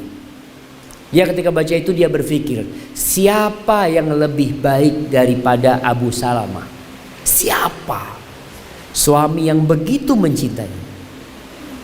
Ternyata yang melamar dia adalah Rasulullah Sallallahu Alaihi Wasallam. Siapa yang lebih baik dari Rasulullah Sallallahu Alaihi Wasallam? Subhanallah. Maka ana rasa, lihatlah, kalau anti bisa bersabar mau membesarkan anak itu. Tapi kalau kiranya berat buat anti, silahkan menikah, tapi jangan yang penting nikah. Pilih laki-laki yang akhlaknya mulia dan agamanya baik. Assalamualaikum. Waalaikumsalam. Ustaz, saya mau hijrah. Doakan saya istiqomah. Saya baru hijrah. Doakan saya istiqomah. Ustaz, saya ada di posisi istri muda. Makin kesini semakin suami saya tidak adil. Subhanallah jemaah. Ada cerita istri muda sama istri tua datang pengajian bareng. Duduk bareng nggak kenal jemaah. Ngobrol ahlan wa sahlan insyaallah. Karena suaminya waktu nikah lagi nggak ngasih tahu sama istrinya. Hati-hati yang duduk di sebelahnya jemaah. Makin kesini semakin suami saya tidak adil. Selama ini saya bekerja sendiri. Saya karyawan perusahaan Ustaz. Apakah boleh saya minta talak suami saya Ustaz? Saya tidak ingin terus berdosa bertengkar apabila suami melarang dan sering menyindir hijrah saya. Terima kasih Ustaz. Barakallahu fikum. Nah, yang mau nikah hendaklah nikah dengan kejelasan. Artinya jangan sembunyi-sembunyi. Kalau sembunyi-sembunyi, salah satu dampaknya seperti ini. Suami nggak bisa adil. Karena dia kalau ke rumah istri mudanya ini ngomongnya berangkat ke rumah sohibnya. Sampai ada cerita seorang syekh cerita, ada laki-laki ini kalau sore itu izin sama istrinya, "Ana mau ikut pengajian," kata dia. Kata istrinya, "Iya, fadhal," kata dia, ikut pengajian di rumahnya syekh kata dia. Sampai suatu hari kakak abang istrinya datang. Ditanya sama sore hari itu, "Mana suamimu?" "Alhamdulillah bang, suamiku sekarang kajian terus kalau habis asar." Masya Allah kata dia. "Di tempatnya siapa?" "Syekh Fulan," kata dia. "Syekh Fulan? Syekh itu udah pindah," kata dia. Allahu Akbar. Kata istrinya, "Oh ya udah, besok sore izin lagi." Suaminya mau kajian. "Iya bang, berangkat." Sama istrinya diikutin, sama anak-anaknya semuanya. Kemudian masuk ke sebuah rumah, dikunci. Setelah itu mereka parkir, diketuk pintu rumahnya. Yang buka siapa? Suaminya. Kata suami, "Mau ngapain ke sini?" "Mau ikut kajian Syekh," kata dia. "Ikut kajian." Astagfirullahaladzim ya. Biasanya seperti itu. Ketika tidak terang-terangan, boleh nikah siri itu secara hukum agama boleh, tapi kita tahu secara hukum pemerintahan bermasalah jamaah dan akan meninggalkan banyak masalah nantinya. Tadi suami tidak bisa berlaku, ya memang sembunyi-sembunyi. Ana rasa kalau anti melihat suami anti tidak bisa berlaku adil, dan begini, keadilan itu tidak harus sama. Keadilan itu kadangkala berbasis dengan kesepakatan. Umpamanya suami mengatakan, "Ana bisa kesini hanya Sabtu dan Ahad." Umpamanya dia mengatakan itu. Sang calon istri mengatakan iya nggak apa-apa. Itu harus komitmen. Jangan kemudian istri mengatakan enggak, ana minta adil. Nggak bisa. Karena itu sudah kesepakatan sebelum menikah gitu loh. Tapi kalau nggak ada kesepakatan berarti tetap harus berbuat adil. Maka ngerasa kalau anti lihat sudah tidak ada sakinah, mawaddah dan rahmah, dan suami tidak suka dengan hijrah anti, mungkin pilihannya bercerai. Kalau memang itu solusi terakhir. Assalamualaikum Ustaz. Waalaikumsalam. Posisi saya tinggal bersama mertua. Dikarenakan ini kayaknya banyak mertua jemaah. Dikarenakan mertua saya sendirian. Namun tiba-tiba ipar laki saya ikut tinggal di rumah tersebut. Di mana rumah tersebut sudah menjadi hak suami saya. Pertanyaannya, bagaimana seharusnya saya dan suami menyikapi hal tersebut? Jazakallahu khairan. Iya, berarti masalahnya bukan sama mertua. Masalahnya sama ipar jemaah. Ya dikomunikasikan sama ipar. Bukan mau mengusir ipar, enggak. Mungkin sang suami punya kelebihan rezeki, katakan abang minta maaf atau apa, katakan sewakan rumah umpamanya. Kalau memang tadi akan menjadikan masalah, karena ipar kadang-kala ada ipar yang nggak sholat, ada ipar yang nggak peduli sama agama, kadang-kala istri, akhirnya kalau ada ipar, istri itu harus selalu pakai jilbab, dia harus menutup auratnya karena ipar ini orang lain. Bahkan kata Rasul SAW, ipar ini kematiannya. Karena berapa banyak perzinaan yang terjadi dengan ipar.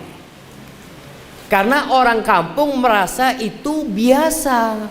Lah wong iparnya Ustaz.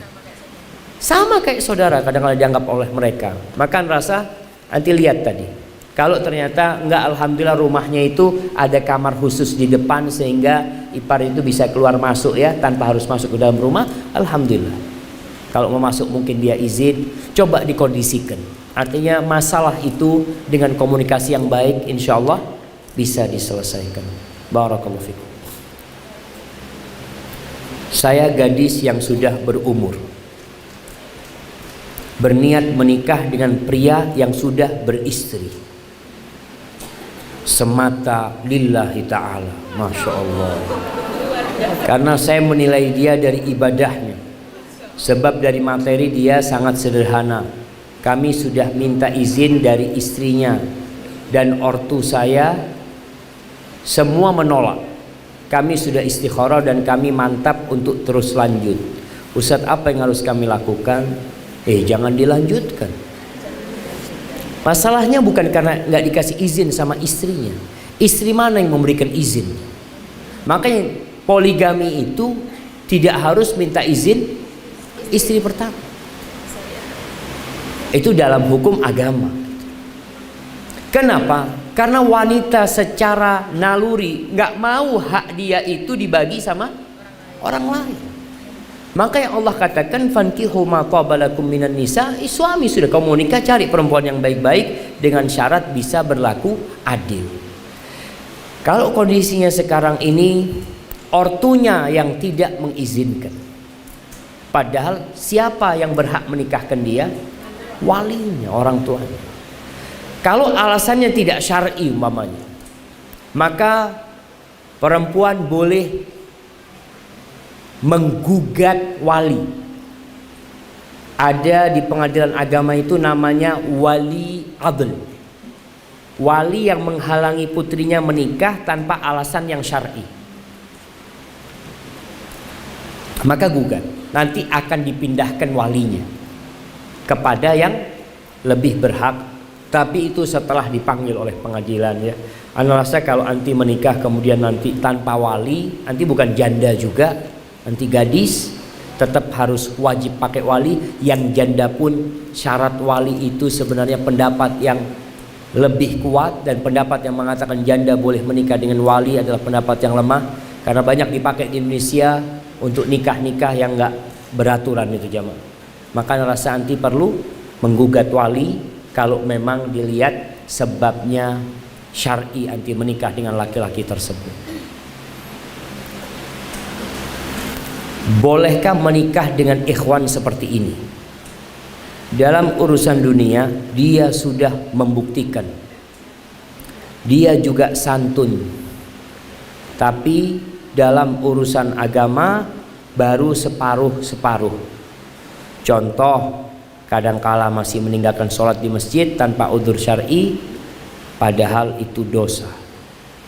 Iya, berkaitan dengan sholat berjamaah ke masjid, memang ada perbedaan pendapat di antara para ulama.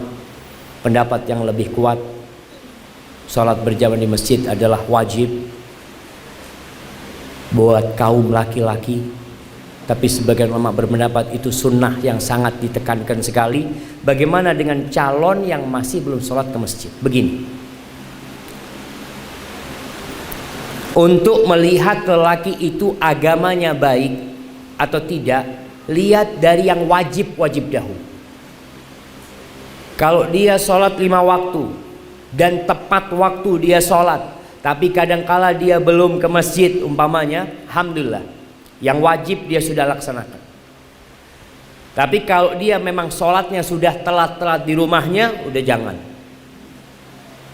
Orang gimana dia mau ke masjid? Bisa jadi dia sholat ke masjid karena mau nikahin perempuan ini. Karena perempuan ini maunya, tadi anak katakan jamaah, perempuan itu ikut laki-laki atau laki-laki ikut perempuan?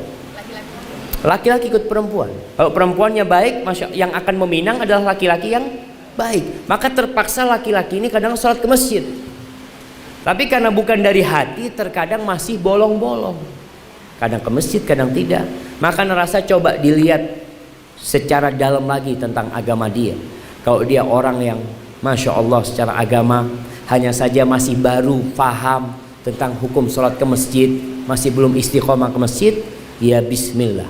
Asalkan tadi akhlaknya baik, santun, dan bukan di depan orang atau di depan masyarakat. Lihat bagaimana ketika dia sendirian bersama sohib-sohibnya, bersama teman-temannya. Hadza wallahu a'lam bissawab. Assalamualaikum warahmatullahi wabarakatuh. Ana sedang tertarik dengan seorang ikhwan, namun qadarullah jarang sekali bertemu. Di lain sisi ada seorang ikhwan yang kabarnya sedang menyukai ana, dan qadarullah kami sering bertemu dengan perantara orang lain temannya. Yang ana tanyakan, apakah ini adalah salah satu tanda jika dia adalah jodoh ana?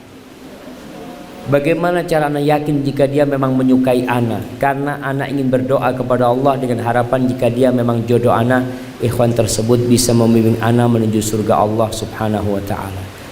Jamaah, nikah itu nggak harus cinta, nggak harus cinta.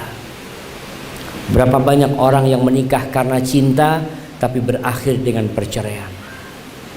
Maka cara seperti ini rasa nggak baik. Kalau anti nunggu dia menyukai anti atau tidak.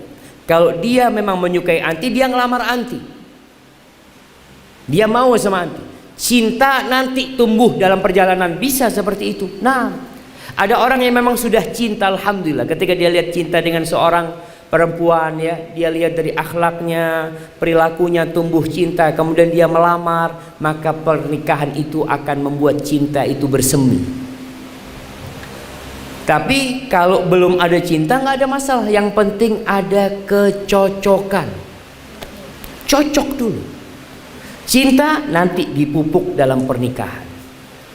Cocok dan kedua sudah belajar bagaimana menumbuhkan cinta dan kasih sayang, silahkan menikahi. Jadi kalau tadi mengatakan apakah ini salah satu tanda jodoh, belum tentu.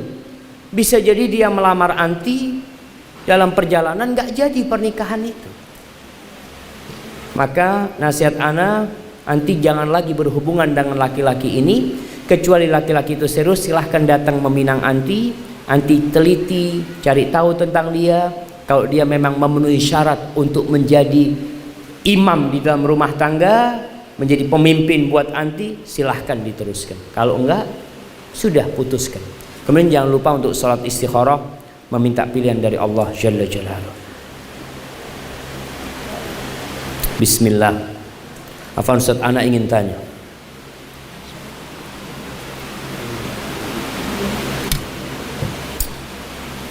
Hadiahnya, nah nanti anak bagilah.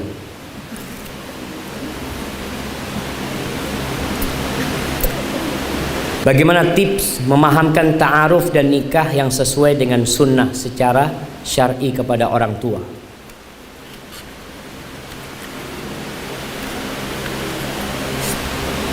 Bicara sama orang tua. Orang tua itu ada yang model lama. Jadi kalau mobil itu yang model lama itu kadangkala susah untuk difahamkan. Dihidupin susah, kadang-kadang harus didorong. Makanya kebanyakan pengikut Nabi itu pemuda sallallahu alaihi wasallam. Yang tua-tua itu jarang yang masuk Islam. Karena dia sudah terbiasa dengan masa lalu mereka, dengan tradisi yang sudah berkarat di diri mereka. Bagaimana sekarang memahamkan orang tua dengan ta'aruf yang syar'i? Kadang-kadang orang tua ada yang mengatakan, "Nak, kamu kok belum punya pacar?"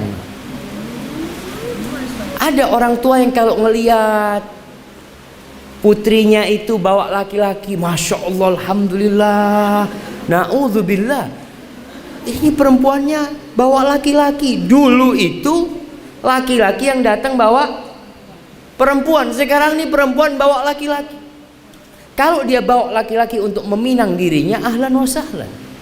Maka tadi banyak orang tua yang masih membiarkan anaknya dibawa laki-laki.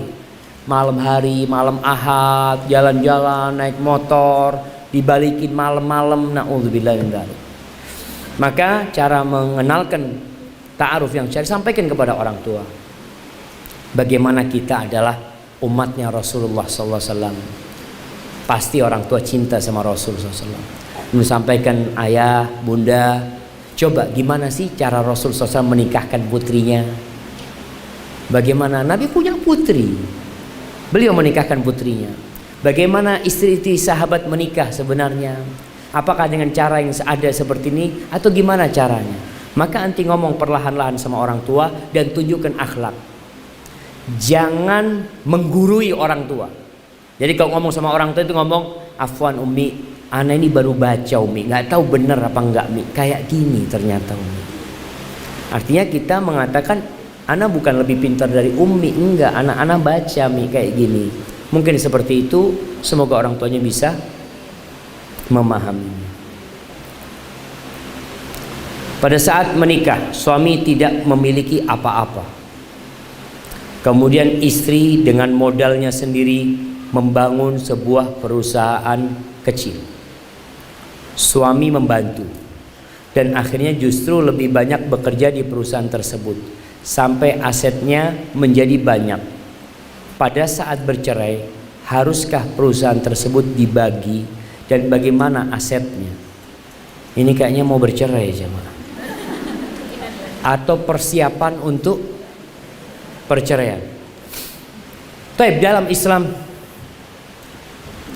ada istilah harta gono gini yang sering kita dengar.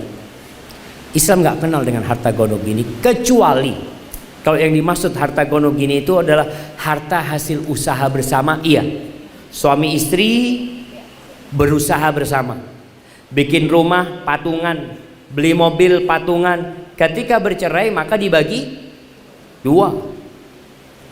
Kalau umpamanya yang punya usaha ini adalah istri, suami mengembangkannya. Nah, di sini haknya suami itu apakah memang separuh dari perusahaan tersebut atau saham dari perusahaan tersebut. Selama ini suami bekerja sebagai apa di sana? Kadangkala karena suami istri kan tidak ngomong macam-macam. Yang penting digarap bersama-sama. Dan kalau di situ ada usaha suami, berikan haknya suami. Apakah separuh, mungkin sepertiga, mungkin seperempat, mungkin 2/3, sesuai dengan usaha suami mengembangkan usaha itu. Jadi dia punya hak bukan karena dia yang memodali, tapi karena dia yang mengembangkan usaha tersebut. Itu kembali kepada kesepakatan di antara suami istri ini jemaah.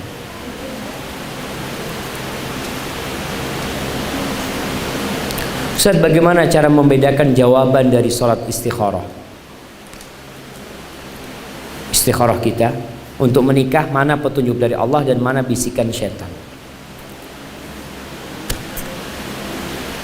Yang pertama, jawaban istikharah itu nggak harus mimpi. Karena sejatinya tatkala kita minta dalam doa itu, ya Allah, kalau ini baik buat aku, duniaku, akhiratku yang sekarang dan masa akan datang, maka mudahkan ya Allah.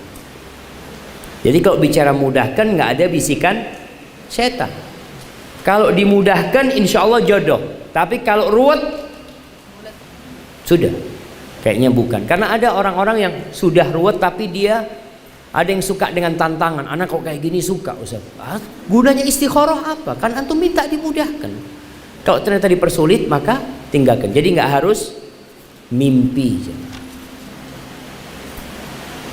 Ustaz,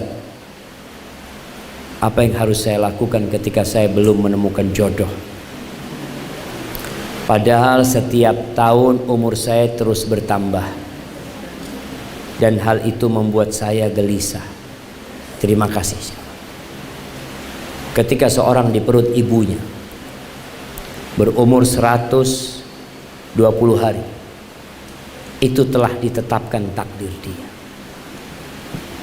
Ada yang ditakdirkan memiliki jodoh, ada yang sampai mati tidak menikah.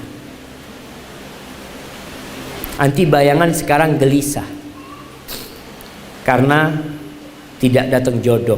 Ada yang sudah menikah, ada yang punya anak juga gelisah, mengatakan kok bisa anak kawin sama orang ini. Kenapa? Karena dalam semua kondisi perempuan itu diuji. Dia sebelum menikah diuji, setelah menikah diuji. Ada wanita-wanita yang berharap tidak menikah karena dia mendapatkan suami yang tidak soleh. Maka kondisi anti sekarang yang belum menikah, apa yang harus dilakukan? Perbaiki hubungan anti dengan Allah Subhanahu wa ta'ala. Dan jangan putus asa. Jalani kehidupan ini. Ada banyak perintah Allah yang mungkin belum kita lakukan. Mungkin kita belum siap untuk menjadi suami orang. Mungkin kita belum siap untuk menjadi ibu buat anak-anak. Maka anti coba husnudzon sama Allah Azza wa Jal dan suudzon sama diri sendiri. Maka jangan sampai gara-gara jodoh tidak datang kemudian menerima laki-laki apa saja. Yang penting kawinlah, enggak. Tetap kawin itu ada aturannya dan pilihlah laki-laki yang sudah kita sebut. Baik, tadi kita sebutkan. Masya Allah, ini apa ini jamaah? Safar, sebuah nasihat perjalanan. Baik, ana mau kasih pertanyaan.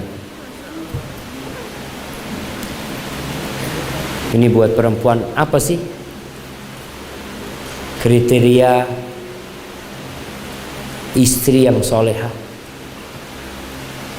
Nah, fadhal. Mana panitia? Mic-nya ada? Ada mic-nya? Ya.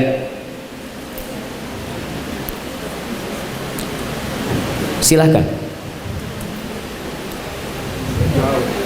Jauh banget. Insya Allah. Kita ini zamannya wireless jamaah. Ini masih pakai kabel-kabel kayak gini.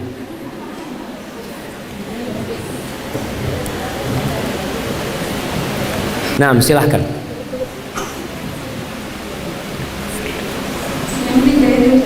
Gimana? Nggak tahu yang 3 yang 4 sebutkan. Yang pertama, kalau dipandang atau adka. Apa artinya? Ketika dilihat menyenangkan, ketika diberita taat, ketika suami hati yang jaga dan Masya Allah, barakallahu fikum. Fadhal ya jemaah. Ya. Nah, tuh perempuan yang paling baik kata Nabi SAW, yang kalau dipandang menyenangkan. Dan ana melihat banyak wanita kalau dipandang oleh suaminya tidak menyenangkan. tapi kalau dipandang orang menyenangkan. Kenapa? Karena banyak wanita kalau keluar rumah dia bersolek. Sampai laki-laki itu kalau melihat istrinya cantik, pertanyaannya mau kemana? Karena nggak pernah cantik di rumah istrinya. Kalau cantik mau kemana ini? Maka jangan sampai itu terjadi lagi di rumah. Ketika sekarang udah berubah, ketika cantik suami tanya mau kemana? Mau bersamamu, Bang. Duduk di sebelahnya suaminya ya. Yang kedua, yang kalau disuruh taat, nggak pernah bantah. Itu istri yang soleh. Dan ingat, kadangkala banyak masalah gara-gara istri tidak taat, istri meremehkan kewajiban dia untuk taat kepada suaminya. Khususnya untuk urusan ranjang, tolong taatin suami. Yang ketiga, kalau suaminya keluar rumah, tolong dijaga kehormatan dirinya. Jangan memasukkan laki-laki ke dalam rumah. Mungkin gak ada yang masukkan laki-laki dengan wujudnya, tapi sekarang dengan handphone, video call sama laki-laki, WhatsApp sama laki-laki. Na'udzubillah, hati-hati, jaga kehormatan dirimu dan jaga harta suami. Baik, pertanyaan selanjutnya. Sebutkan kriteria suami yang soleh. Nah, fadhal, yang sudah nikah. Jawab. Kasih sebelahnya yang sudah nikah. Nah, fadhal.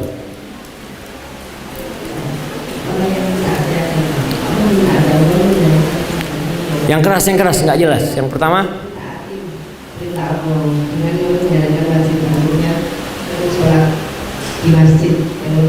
melaksanakan perintah Allah. Yang kedua, akhlaknya baik. Taib, barakallahu fikum. Fadhil jamaah. Kata Nabi sallallahu alaihi wasallam, khairukum li ahli. Orang yang terbaik di antara kalian adalah yang paling baik sama istrinya. Taib, pertanyaan yang ketiga. Sebutkan beberapa kemungkaran yang terjadi sebelum pernikahan. Nah, fadhil di depan ini. Mic-nya. Nah. Fadhil.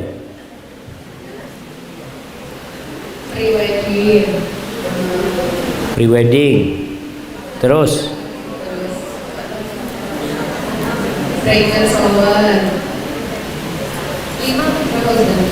Terserah berapa sudah.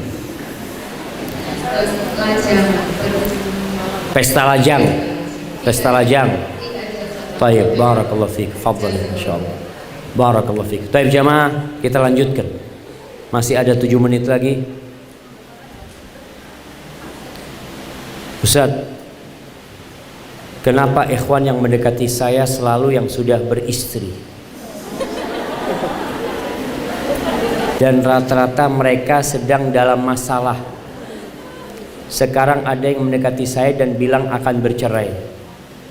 Tapi saya sarankan untuk tidak bercerai. Tapi dia tetap bersikukuh dengan akhirnya. Dan akhirnya saya bilang iya, sudah selesaikan dulu masalahmu karena saya tidak mau dianggap sebagai pelakor. Apa sikap saya salah karena menyarankan dia? Hati-hati sama laki-laki seperti ini. Ada seorang perempuan dia mengatakan, Ustaz, dia juga bertanya modelnya seperti ini. Jadi suami aneh ini Ustaz, dia mengatakan kalau dia punya masalah sama istrinya, dia mau cerai sama istrinya macam-macam, kemudian dia nikah sama anak. Ternyata Ustaz dia nggak ada masalah sama istrinya, nggak mau cerai sama istrinya, dia hanya mau cari istri kedua, tapi dengan cara berbohong. Maka ana lihat, yang pertama, kalau laki-laki ini benar, dia datang kepada orang tua anti untuk melamar anti, bukan mendekati anti. Ada wanita laki-laki yang merayu perempuan ya seperti ini seperti itu. Kemudian yang kedua, lihat kalau dia punya masalah di keluarganya, masalahnya dari siapa? Jangan-jangan dari dianya sebagai suami. Dan anti menikah sama dia, masalah itu akan terulang kembali di dalam rumah anti nanti. Maka tolong berhati-hati kalau dikatakan banyak suami, banyak laki-laki yang bersuami itu mendekati anti, ya mungkin dia berharap Anti mau menerima mereka? Atau ada daya tarik yang membuat anti mau menerima dia? Kadang-kala yang didekatin ini memang sama laki-laki yang udah bersuami, yang sudah berumur jemaah. Kalau gadis-gadis kadang-kala yang masih muda-muda, jelas dia nggak diterima mungkin dalam bayangan dia seperti itu. Hadza wallahu alam. Ini kayaknya pertanyaan terakhir jemaah. Ustadz, mohon izin bertanya. Alhamdulillah saya sudah menjalankan ta'aruf. Ana ini nggak paham ta'aruf yang dimaksud seperti apa, dan sudah memutuskan tanggal pernikahan. Berarti sudah khitbah dia, sudah melamar. Namun pihak orang tua laki-laki tiba-tiba tidak menyetujui, tidak memberi restu, lantaran latar belakang orang tua saya tidak jauh dari kata sempurna. Untuk laki-lakinya masih ingin meneruskan, tapi ia bimbang dengan pendapat ayah, ortu atau ibunya dari laki-laki yang ayahnya, ortu atau ibu dari laki-lakinya tersebut sudah meninggal. Yang saya tanyakan adalah apakah hukum atau adalah hukum memilih calon menantu yang harus memiliki nasab atau keturunan yang sempurna, dan apakah Allah akan murka terhadap ortu yang menunda mempersulit anaknya menikah? Jemaah, kalau bicara nasab, memang nasab menjadi salah satu pertimbangan orang menikah. Kenapa? Karena biasanya kalau nasabnya baik, anaknya baik. Tapi juga nggak tentu. Karena Allah bisa melahirkan dari orang kafir orang yang beriman. Begitu pula bisa tercipta orang kafir dari ibu yang beriman. Mungkin itu terjadi. Bagaimana Nabi Ibrahim alaihissalam, orang tuanya pembuat berhala, tapi muncul Nabi Ibrahim alaihissalam. Bagaimana Nabi Nuh alaihissalam, anaknya Kan'an, kafir, tidak mau beriman dengan ayahnya. Jadi kalau bicara nasab, ya nasab menjadi pertimbangan, menjadi salah satu pertimbangan. Tapi bukan itu pertimbangan mutlak. Pertimbangan yang harus menjadi titik beratnya adalah masalah akhlak dan agama seseorang. Terus bagaimana kondisinya sekarang seperti ini? Anti nunggu posisi. Nunggu bagaimana? Nunggu suami berhasil merayu ibunya. Karena kalau dipaksa anti menikah sama dia, oke, suami nggak butuh wali untuk menikah. Mungkin dia menikah sama anti, tapi akhirnya anti akan ribut terus sama mertua nanti. Kesian juga sama suami ketika harus putus hubungan silaturahim sama ibunya nantinya gara-gara itu.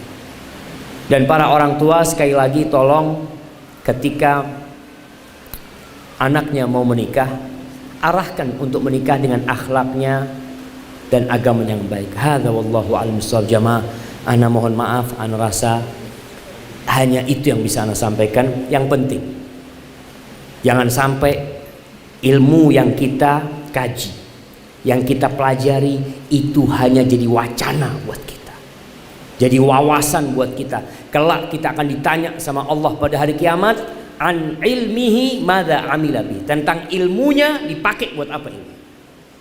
Jangan sampai kita hadir kajian pulang nggak ada perubahan di diri kita, dapat ilmu tapi nggak bermanfaat ilmunya. Allahumma inna na'udzubika min ilmin la yanfa' wa min qalbin la yakhsha wa min nafsin la tashba wa min da'watin la yustajabu laha. Rabbana zalamna anfusana wa illam taghfir lana wa tarhamna lanakunanna minal khasirin. Subhanakallahumma wa bihamdika asyhadu an la ilaha illa anta astaghfiruka wa atubu ilaik. Wassalamualaikum warahmatullahi wabarakatuh.